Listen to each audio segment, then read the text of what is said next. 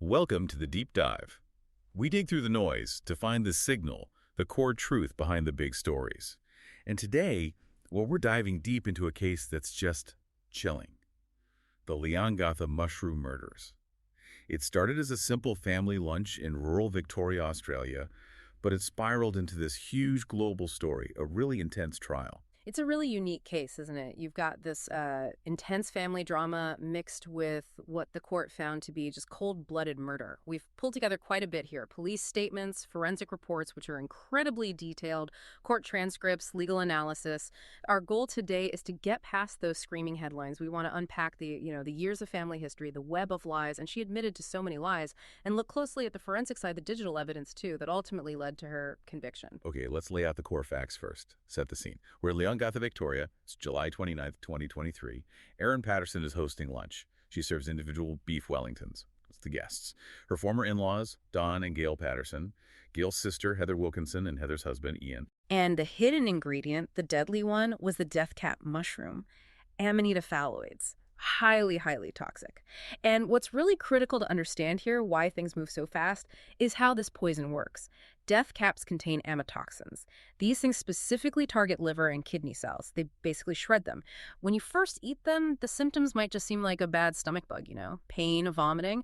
But underneath, the toxins are just relentlessly destroying your organs. And the impact was, well, horrifyingly fast. All four guests, they were in the hospital within just 24 hours of that lunch, July 30th. And the diagnosis came quickly. Severe liver failure. Exactly. I mean, it was brutal. Three of them, Gail Patterson, Don Patterson, Heather Wilkinson, they were dead within 6 days after eating that meal. Don Patterson even received a liver transplant, a massive medical intervention, and it still wasn't enough. The fact that they went from, sitting down for lunch to catastrophic organ failure in under a week, it just hammers home. This wasn't bad seafood or something mild. This was a dose of one of the most lethal things found in nature. Only Ian Wilkinson pulled through, but after 7 weeks in intensive care. A really harrowing survival story. Okay, so let's rewind a bit. We need to dig into the background because, like you said, this didn't just happen out of nowhere. There's a lot of history here. Let's talk about Erin Prudy Patterson. Born Erin Scudder in 1974. Grew up in Glen Waverley. Studied science, accounting. Interestingly, she also trained as an air traffic controller back in 2001-2002. That suggests someone, well, capable of handling complex details under pressure, doesn't it? That's a really interesting point. That capacity for detail, for procedure. It kind of resonates when you look at the planning the prosecution alleged later on. She met Simon Patterson around 2004. They got married in 2007. And around the same time, her financial picture changed quite dramatically. Yeah, this is a really key moment in the whole family story, isn't it? She inherited a significant amount, $2 million, from her grandmother. It wasn't a lump sum, apparently paid out over about 8 years starting in 2007. And this money wasn't just kept separate. It became part of the family's financial structure. It really did. It created this slightly unusual dynamic. Erin and Simon used that inheritance money to give interest-free loans to Simon's 3 siblings and their partners. These loans helped them all buy houses. Now, on one hand, this probably brought them closer initially. She apparently bonded well with her in-laws, Gail and Don. Especially Don, they shared a, quote, love of knowledge and learning.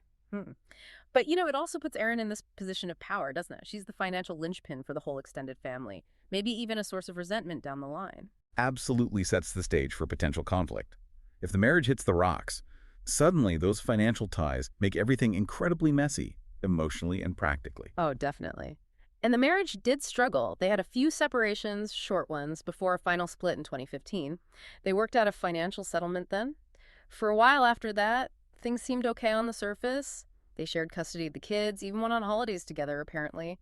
But that didn't last. The goodwill just evaporated. And it seems like things really started to go sour around 2022. And surprise, surprise, money was involved again. Precisely. The relationship became really toxic after Simon filed his tax return listing himself as single. Now, he later claimed it was just an accounting mistake, but whether it was deliberate or not, the effect on Erin was huge. She lost her eligibility for government child support payments, big financial hit. And on top of that, a federal agency apparently told Simon to stop paying the kids' school fees and medical bills directly. So suddenly, that financial stability she had is pulled out from under her. Huge pressure. And that tension didn't stay just between them, did it? It spread to the in-laws.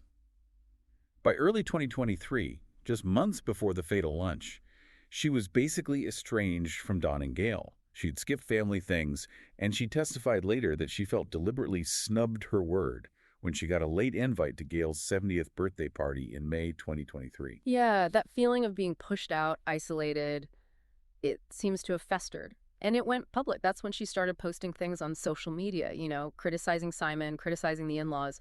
So the sources make it clear this wasn't some hidden tension. It was out there. A very visible, escalating family feud in the months right before the lunch. And that's crucial context when you start thinking about motive, right? The breakdown was personal, it was financial, and it was clearly deeply emotional. But hang on, before we get to the lunch itself, there's this other really dark part of the story. Mm-hmm. Something that wasn't actually allowed in the main murder trial, but adds a whole other layer. Simon Patterson's previous illnesses? Yes, this is, it's deeply disturbing context. Even though the jury didn't hear it directly in relation to the murder charges, Simon Patterson was hospitalized 3 separate times between November 2021 and September 2022. And each time, it was for severe, life-threatening gut problems, gastrointestinal issues. One of those times, it was so bad he ended up in a coma, needed emergency surgery to save his life. And remember, this is almost 2 years before the mushroom lunch. Okay, so 3 serious, unexplained illnesses. Why was this kept from the jury in the murder trial, if it points to a pattern? That's a really important question. It comes down to the specifics of the evidence. There was a medical expert's report prepared for the trial, and that expert concluded Simon's symptoms in those earlier hospital stays were consistent with poisoning by barium carbonate. Barium carbonate, I'm not familiar with that. What's it used for? Well, its main common use is as a component in rat poison. It's highly toxic. So the expert report basically suggested these weren't just random illnesses or food poisoning. They looked like targeted poisoning attempts using a commercial poison. It suggested a potential pattern of behavior long before the mushrooms. But the charges related to these incidents, 4 counts of attempted murder against Simon, were actually dropped before the main trial began. Right, so the difference is the evidence link. For the mushrooms, they had the... This audio was created with Podcastle.ai. Right, so the difference is the evidence link. For the mushrooms, they had the dehydrator, the toxins, and the victims, a physical trail back to Aaron. For these earlier illnesses, it was more circumstantial, based on symptoms matching barium carbonate, but no, like smoking gun linking her directly to that specific poison at those times. Exactly that. Proving beyond a reasonable doubt that she administered barium carbonate on those 3 specific occasions would have been much harder legally. The mushroom case had the physical evidence, the digital trail we'll get to, the bodies. It was a much stronger case forensically, but knowing about that earlier report, even suppressed, it really frames the narrative differently, doesn't it? It suggests the fatal lunch might not have been the first attempt to use poison within this family conflict. It really is cast a shadow. Okay, let's move to the day itself, Saturday, July 29th, 2023. This lunch. Reports suggest it was meant to be a kind of reconciliation attempt, which just makes it all the more tragic. That was the supposed setup, yes. A friendly get-together, but look at the meal choice again. Individual beef Wellingtons. Cooking individual portions like that. Well, it makes it technically easier to control what goes into each specific serving, doesn't it? The guests arrive. Dawn, Gail, Heather, Ian. Simon Patterson, her estranged husband, he was invited too, but he didn't make it. Pure chance, maybe, that saved his life. Erin's 2 children were there, but she claimed they ate leftovers later, and that she'd carefully picked up the mushrooms and pastry for them. The speed at which the guests got sick immediately threw up red flags, obviously. All admitted to hospital the next day, July 30th. But it was Erin's own behavior right after the lunch that really caught the attention of the doctors and then the police. Yes, she went to the local hospital in Leongatha herself, said she had stomach pains, diarrhea symptoms that could fit with mild poisoning. But here's the key thing. She repeatedly refused to be admitted for observation or treatment. The doctors found this really alarming. Her guests are collapsing with severe symptoms, and she's apparently got similar milder ones, but won't stay. They were concerned enough that they actually called the police right then. That refusal to get proper medical help just looked incredibly suspicious to investigators later on. And didn't the doctors also raise concerns about her children? That she seemed reluctant to get them checked out medically, even when it became clear how serious this was for the adults. That's right. According to the reports, there was concern about her initial reluctance regarding the children's medical assessment. It just added to the overall picture of unusual behavior. So when Gail and Heather died on August 4th, and then Dawn passed away the next day, August 5th, Well, the investigation instantly changed. It went from being a public health mystery to a full-blown homicide investigation. And the focus immediately became, how did death cap mushrooms end up in those Wellingtons? And this is where Erin Patterson starts trying to control the narrative, right? Her first detailed police statement comes on August 14th. Exactly. And this is where the story she tells starts to deviate from the later evidence. She claims she'd bought some dried mushrooms about 3 months earlier from an Asian supermarket way over in Waverly. That's over 100 kilometers away. It's a very specific, yet also distant and unverifiable source.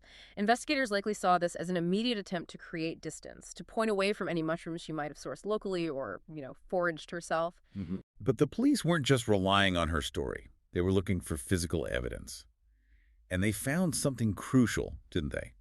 In a dumpster. They did. A huge breakthrough. They found a food dehydrator tossed in a skip bin at a local waste transfer station in Kunwara. Patterson eventually had to admit she'd thrown it out. Her explanation: she said she panicked because people were starting to accuse her online and in the community of poisoning her guests intentionally. Dumping potential evidence is never a good look, is it? It was a massive mistake on her part. A huge mistake. But admitting she dumped it is one thing. What did the forensics find on that dehydrator? That was the clincher, wasn't it? Absolutely devastating for her defense. The forensic analysis found her fingerprints all over it. No surprise there, it was hers. But critically, they also found traces of Amanita phalloide's toxins, the death cap poison, on the dehydrator itself. This directly linked her to the processing of the poison. And then, to complete the chain, those same specific toxins were found in the urine samples taken from the male guests, Don Patterson and Ian Wilkinson, while they were in hospital. So you have the source potentially foraging, the processing of dehydrator, and the ingestion victims. It formed a very strong circumstantial chain. She was arrested November 2nd, 2023, and the charges were laid. Right, let's shift to the trial then. It kicks off April 29th, 2025, in the Supreme Court of Victoria. The prosecution, they've got a big job here. They need to prove intent that this wasn't just a horrific accident, but deliberate murder. Yeah, the Crown prosecutor, Nanette Rogers, her case essentially boiled down to 2 main pillars. First, proving the intentional act of getting and preparing the poison. And second, demonstrating a sustained, calculated cover-up afterwards. The whole prosecution narrative was built around exposing Erin Patterson as someone who repeatedly lied to hide a premeditated crime. And those lies were front and center in their case, weren't they? Rogers hammered away at the inconsistencies, lying about the dehydrator, initially denying she even owned one, lying about where the mushrooms came from. They even showed the jury her own Facebook post from earlier, featuring pictures of that very dehydrator and photos of mushrooms she'd dehydrated, directly contradicting what she first told police. The timeline they presented was crucial, too. Oh, absolutely. The Crown meticulously detailed her movements. They showed evidence she bought the dehydrator. They tracked her trips in April 2023 to places like Loch and Outram areas known for having death cap mushrooms growing wild. And then the really damning piece, the CCTV footage. The jury saw the video of her driving to the transfer station and dumping that dehydrator after her guests had died. The prosecution argued this wasn't panic. This was destroying key evidence after the crime was complete. Prosecution also put forward a theory about why the lunch happened when it did, a pretext. Yes, they allege that Patterson actually fabricated a cancer diagnosis for herself, claimed she was seriously ill. The argument was this was a ploy to gain sympathy and lure her estranged in-laws over for what might seem like a final conciliatory visit. And this alleged lie about cancer, it served 2 purposes in the prosecution's view. That's what they argued. First, it created this false narrative of her being vulnerable, perhaps lowering her guest's guard. But maybe more importantly, it provided a convenient excuse to make sure her own children weren't actually eating the main meal with the adults. Mummy's too unwell, you eat later. They also suggested her own recorded symptoms, the diarrhea she claimed afterwards, were faked. Just an act to make it look like she'd also accidentally ingested some of the poison to throw suspicion off herself. Part of the ongoing deception. Wow. Okay, so that's a powerful case from the prosecution. What about the defense? Her lawyer, Colin Mandy, he was in a really tough spot, wasn't he? How do you argue accident when your client admits to lying about the key evidence? It was an incredibly difficult position. Mandy's strategy was basically damage control. He had to concede the obvious lies, but try to reframe why she lied. So yes, he admitted to the jury. Erin Patterson lied to the police about the dehydrator. And yes, she lied about having cancer. That's huge. Just admitting those lies up front. What possible explanation could they offer for that? Embarrassment and panic, essentially. He argued the lies weren't born out of covering up a murder, but out of sheer panic after the deaths happened, combined with personal shame. The cancer lie, specifically.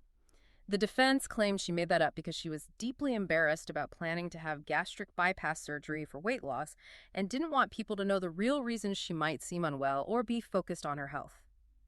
So, in their telling, the poisoning itself was a tragedy and terrible accident. No intent to harm anyone. The lies came after, driven by fear and embarrassment. Okay, so if it was an accident, how did the killer mushrooms actually get into the food, according to the defense? Patterson herself took the stand. She testified that she had foraged for mushrooms, yes, in the Leongatha and Korumbura areas, places where death caps are known to grow alongside edible varieties. Her explanation for them ending up in the Wellingtons. A simple, tragic, labeling mistake. She claimed she'd mixed up the bags or containers of dried mushrooms in her pantry, confused the deadly ones she'd picked with edible ones she intended to use. A catastrophic kitchen error. Did they offer any evidence to back up her claim that she was actually sick too? To support the idea she might have accidentally ingested a small amount herself? They did try. Patterson claimed her diarrhea wasn't from the Wellingtons at all, but from eating a cake that her mother-in-law, Gail, had brought over, trying to create doubt about the source of her own symptoms. And the defense did present medical test results from 2 days after the lunch. They showed she had low potassium levels and elevated levels of hemoglobin and fibrinogen. They argued these results suggested she was genuinely unwell, potentially consistent with ingesting a small, non-lethal dose of the toxin herself, which would fit the accident narrative. But even with that medical data point, the whole accident story seems incredibly shaky when you factor in the digital evidence the prosecution brought forward. That feels like where her credibility just crumbled. The digital forensics were absolutely pivotal. Under cross-examination, Patterson flatly denied ever looking at website posts about death cap. This audio was created with podcastle.ai. Patterson flatly denied ever looking at website posts about death cap mushrooms on a site called iNaturalist back in May 2022. Denying any prior research was crucial for her defense. It supported the idea she wouldn't necessarily recognize the danger if she accidentally picked them. But the prosecution had proof she had looked. They had the digital receipts. Forensic investigators pulled data from her computer. It showed Bing searches originating from her machine, looking for iNaturalist and related mushroom identification terms during that exact period in May 2022. It was a direct, provable contradiction of what she'd just sworn under oath.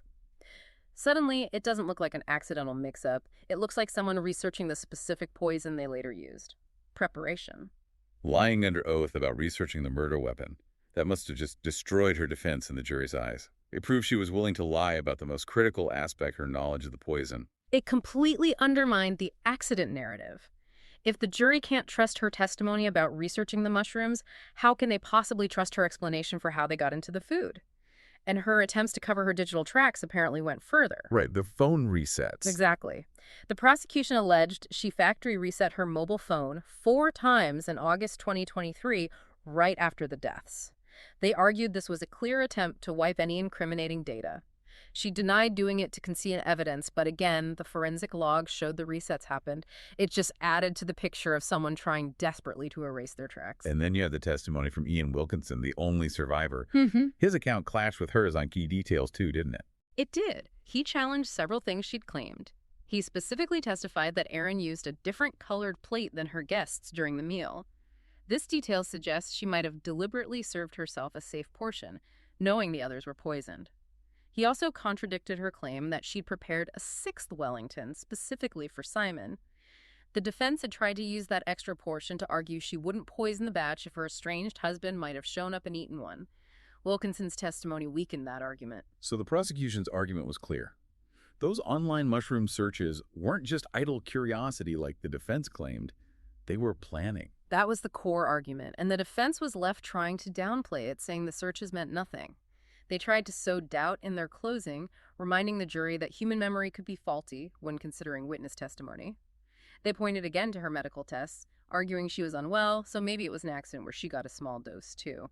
But it seems the jury just didn't buy the accident explanation given the weight of the lies and the digital evidence. So, just to recap the Crown's case, they argued Patterson planned this over months, faked cancer to get the guests there, deliberately put death caps in their Wellingtons, not hers or the kids, faked her own symptoms, then lied repeatedly and tried to destroy evidence like the dehydrator and phone data. A picture of meticulous, cold-blooded planning and execution. That's premeditation. The jury essentially had to decide, was this an unbelievable string of tragic coincidences and panicked mistakes? Or was it calculated murder followed by a calculated cover-up? The jury went out. They were sequestered. And on July 7th, 2025, they came back with a decision. Guilty on all counts. 3 counts of murder for Gail, Dawn, and Heather, and 1 count of attempted murder for Ian Wilkinson, the survivor. Sentencing followed on September 8th, 2025. Justice Christopher Beale delivered it.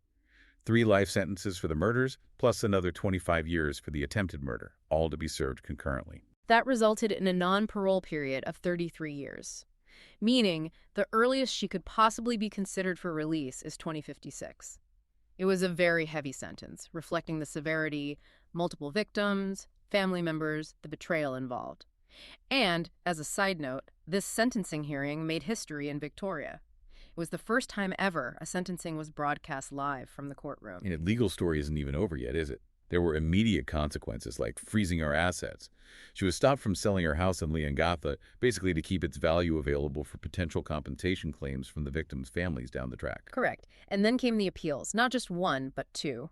First, Erin Patterson lodged an appeal against the guilty verdicts on October 2nd, presumably challenging how the evidence, maybe particularly the digital evidence, was presented or interpreted. Standard procedure, really. But then, just 4 days later, something less common happened. The Victorian Director of Public Prosecutions, the DPP, announced they were appealing too. The prosecution is appealing a life sentence. Why? They're appealing the non-parole period. The DPP argued that 33 years before parole eligibility is manifestly inadequate. That's legal speak for saying the sentence is just way too lenient, so far out of step with the gravity of the crime, multiple premeditated murders using poison, that it constitutes a legal error. They're essentially arguing for a much longer non-parole period, potentially meaning she would never be released. Wow, okay. And throughout all this, the media attention was just relentless, wasn't it? The Spectator called it Australia's trial of the century. It really captured the public imagination globally. It had all the elements, didn't it? A seemingly normal setting, a horrifyingly intimate crime using poison, family secrets, betrayal, lies, and this modern twist with the digital evidence. CNN, the New York Times, BBC, they all covered it intensely. It often felt like the biggest story coming out of Australia for months. And the true crime industry jumped on it immediately. Oh, instantly. Multiple podcasts, dedicated episodes, some doing daily updates during the trial. Book deals were announced almost immediately. Established crime writers like Greg Hadrick, Duncan McNabb, Helen Garner are all apparently working on books about the case. And it's already being fictionalized. The ABC announced they're developing a TV drama series based on it called Toxic. The shock value, that contrast between the ordinary family life and the extraordinary calculated evil. It's become an instant true crime classic, unfortunately. So this deep dive really brings it home. It's this awful story about how family conflict, money issues, deep resentment can just fester and explode into this ultimate act of violence, using something as basic as a mushroom found in the wild. It is a chilling reminder of that. But what strikes me most, thinking about it now, isn't the ancient crime of poisoning itself. It's how modern the conviction was. Ultimately, the truth, the proof of intent that dismantled her accident defense, it came down to data. Digital forensics. It wasn't just a confession or an eyewitness. It was the faint traces of toxin left on a dumped dehydrator after she thought she'd cleaned it. It was the unerasable record of her searching online for information about death caps, proving she lied under oath about her preparation. The data convicted her. That leaves us with a really interesting thought, doesn't it, for you, the listener, to ponder. When someone commits a crime like this, built on lies, but those lies can be so thoroughly exposed by digital footprints, search histories, device data. How much has the ability to truly conceal your intent actually changed? In this age where everything leaves a trace, what does it mean for justice when idle curiosity online can become key evidence of premeditation? Something to think about. This audio was created with Podcastle.ai